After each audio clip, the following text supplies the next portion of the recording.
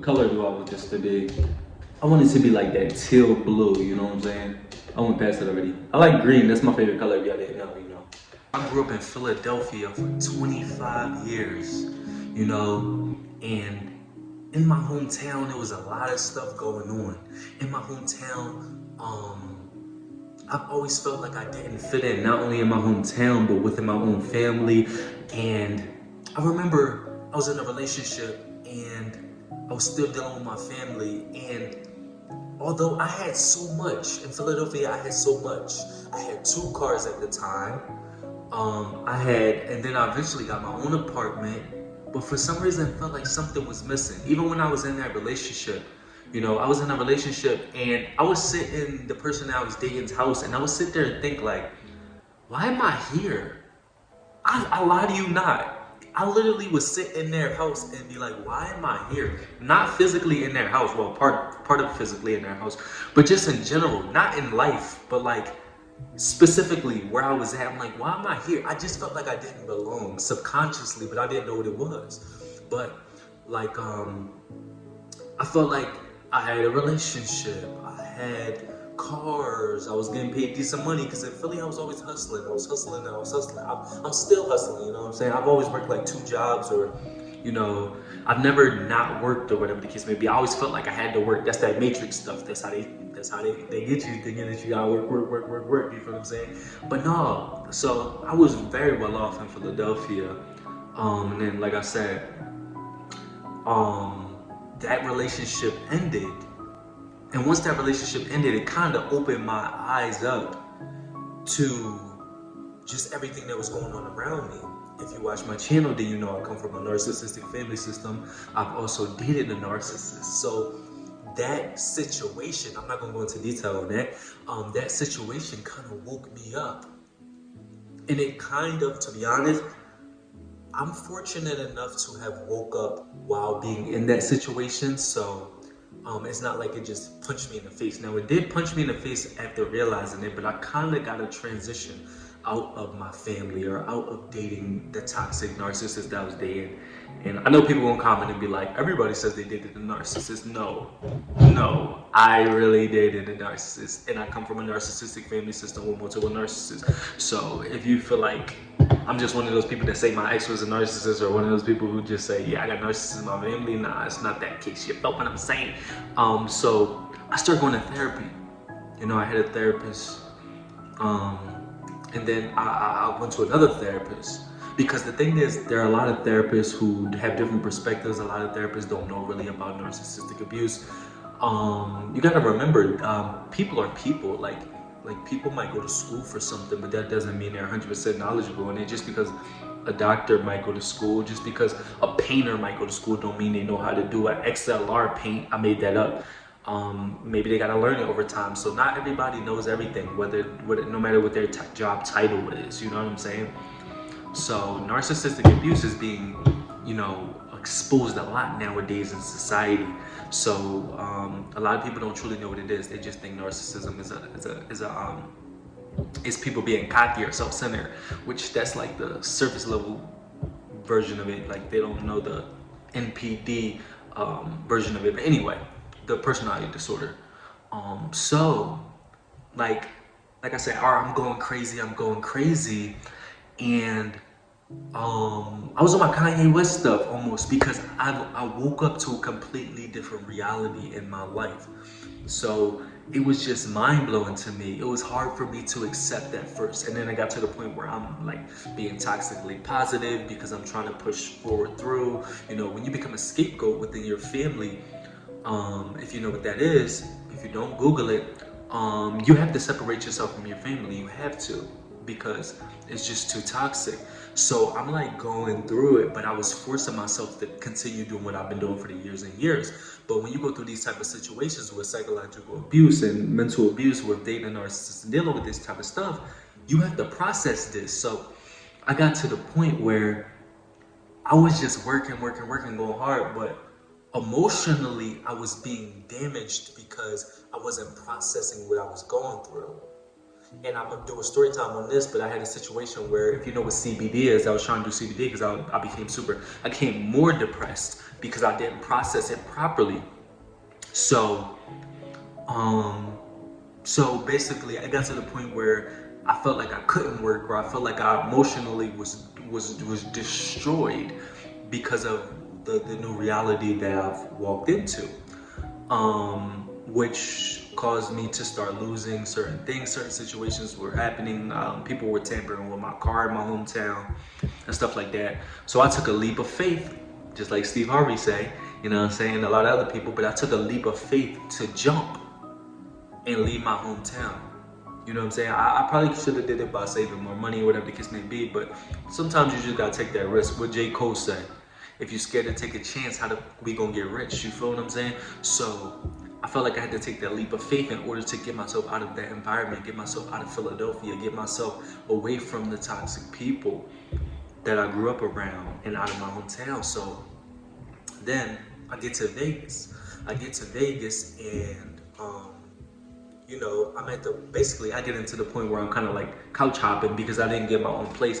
I moved in with somebody who I felt like was cool or whatever the case may be. They grew up in my hometown, but I was only talking to them on Instagram or whatever the case may be. My crazy ass. So I move out here and I'm living with them, and it's just like the vibe was off. They started trying to act like my parent or whatever the case may be. I don't know what was going on. So I felt like I had to get out of that situation. Then I knew somebody in Idaho. At this point, he knew you feel what I'm saying? And not even that well, once again, you know what I'm saying? But like I said, most chosen ones go through this situation. Trent G's went through it. A lot of people go through these type of situations, you know what I'm saying? I won't downplay myself. Some people are like, oh, why'd you do that? Why'd you move with so-and-so? That's on you. Which it is, it's accountability, but it's a learning experience.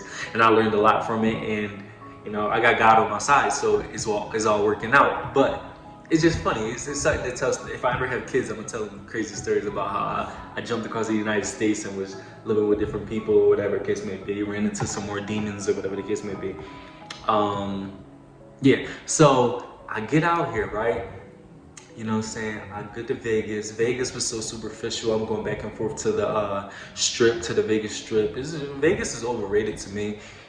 So it's a lot of homeless people in Vegas too, right?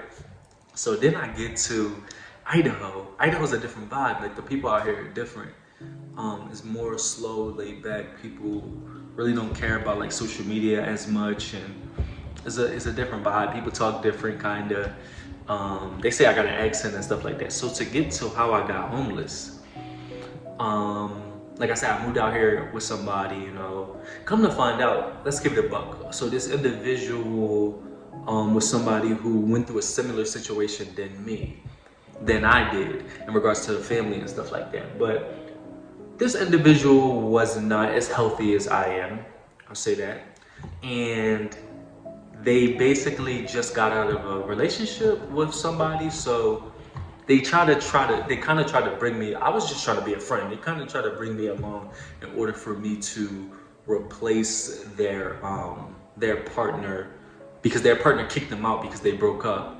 And they tried to like use me to basically make that partner jealous or whatever the case may be. But that's not what I'm here for. I'm here to move out of my hometown, work on myself mentally, and establish myself. So this person decides to wait until my birthday. You know, issues happened on my birthday. We got into an argument, and then they kicked me out on my birthday. So listen, when that happened, I'm just kind of like, you know,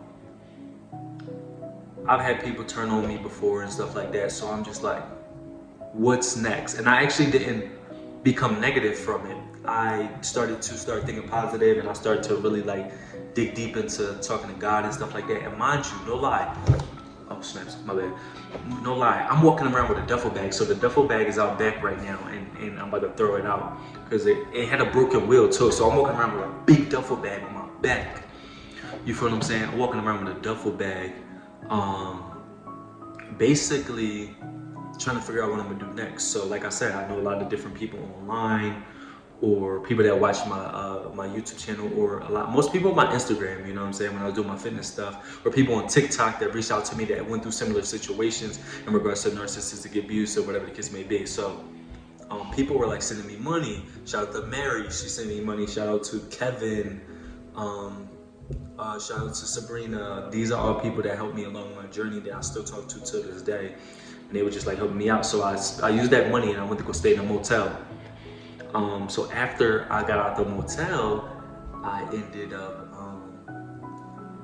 I ran out of money. So I couldn't stay in the motel no more. Mind you, I already had 2 jobs lined up out here back to back. So I had 2 jobs. One was UPS and one was another job I won't mention. But I'm walking around with a duffel bag. That's all I had. Everything is in my social security card is in my duffel bag.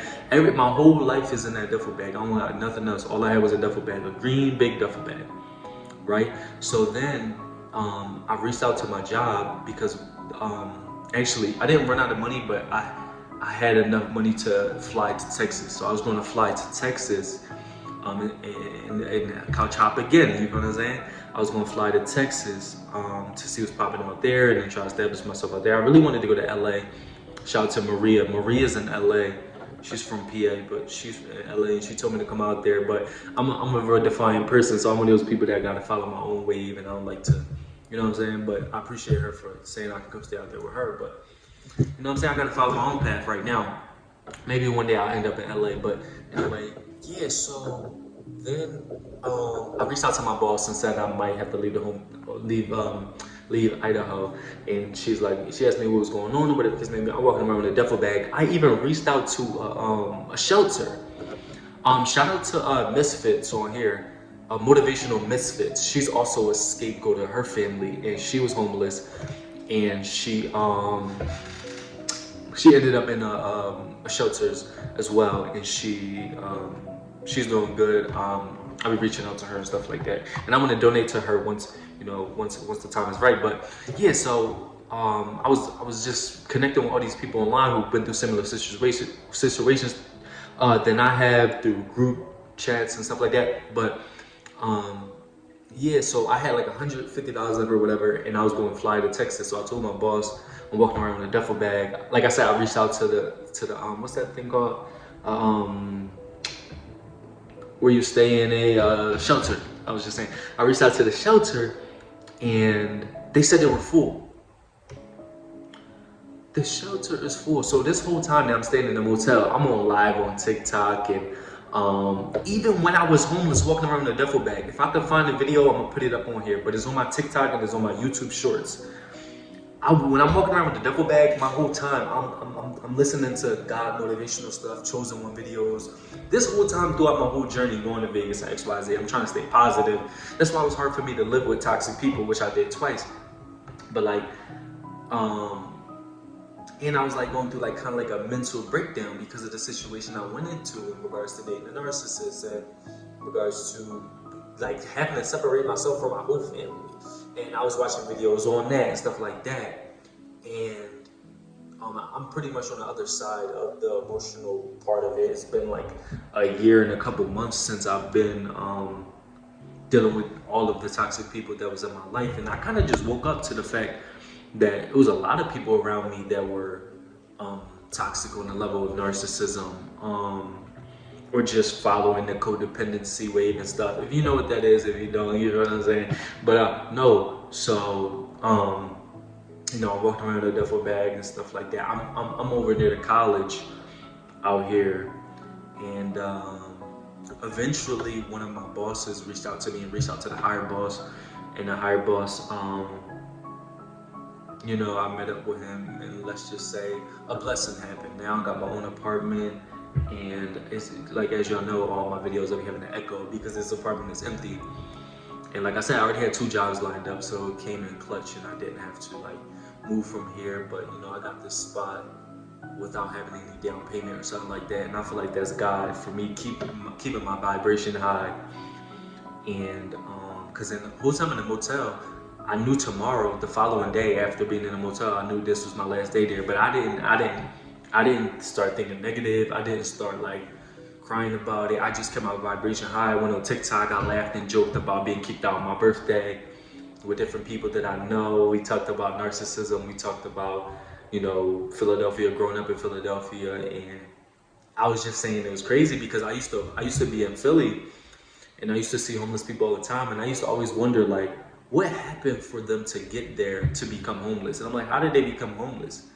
And now I just know, even when I was in Vegas, it was way more homeless people in Vegas, but now I know that everybody's situation is different, and sometimes people have toxic families, sometimes people break down emotionally, sometimes people just give up in life because life is tough, life is deep, life is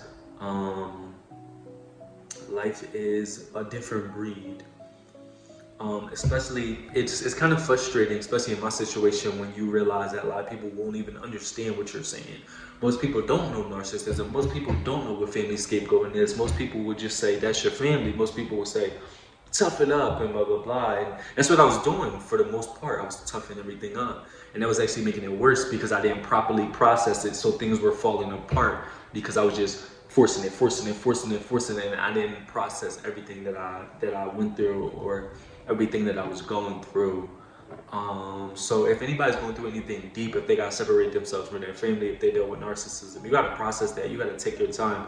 You got to remember that you got God on your side. You gotta keep your vibration high, and you have to just continue to push forward because and I hate to say that all the time, but it's real. Like, sometimes you shoot yourself in the foot trying to be negative. That's why you shouldn't seek revenge. That's why you should. And I know how it is because I come from an area in the neighborhood where it's like that's what we do. We be petty. Growing up, that's what I was. I was petty. You do this to me, all right, I got you. Say no more. Stop complaining with me. You know what I'm saying? That's how I grew up. But when you out here and you realize that everything is energy, you honestly have to not shoot yourself in the foot, not shoot yourself in the face. Because even if it don't come back to you on that situation, if somebody smack you, well, not smack you, but if somebody do something to you and you try to do something petty back and it don't come back to you in that specific situation, it's gonna come back to you in some way. You know what I'm saying? And if that's what y'all want to call karma, then it is what it is. But I honestly believe that happens. You might do one thing here, and then your vibration becomes lower because you lowered your vibration by doing something toxic to somebody. So if you got toxic people in your life, let them people go. You got a toxic girlfriend, let her go. Toxic boyfriend, let him go. Toxic family, let them go. Toxic job, let them go. You know what I'm saying? Let it go, move forward, raise your vibration. If you got to process that, cry about it, whatever the case may be, let it go. And if you're homeless, then just do your best to, do what you got to do. Try to stay safe. Try to be careful out here, depending on where you at. I'm in Idaho, so ain't nothing gonna happen out here. No, it's gonna be happening. Four college kids just got killed. But nah, homelessness ain't really what you think it is, though. Depends on where you at. Now, if I was in Philly, it would probably be different. You know what I'm saying? But I feel like this is all part of the journey. Like, some people probably look at it like, oh my God, like you were homeless? How did you get there? And you know what I'm saying? Everybody, the path is a beautiful thing. The ups and the downs, it builds character. And I'm kind of happy that things happen the way they did so I can, become the strongest version of myself. I've been through so much in my life. Some things that I don't speak on, a lot of other things that I do speak on. And I feel like I motivate and inspire other individuals based off of the situation I've been through. And maybe they have been through similar situations as well. But if you're homeless, if you're going through it, I pray that you get out of it. And I know you will in your own way. Because I'm different, you different, we different. It's your boy Josh Different. Subscribe, baby.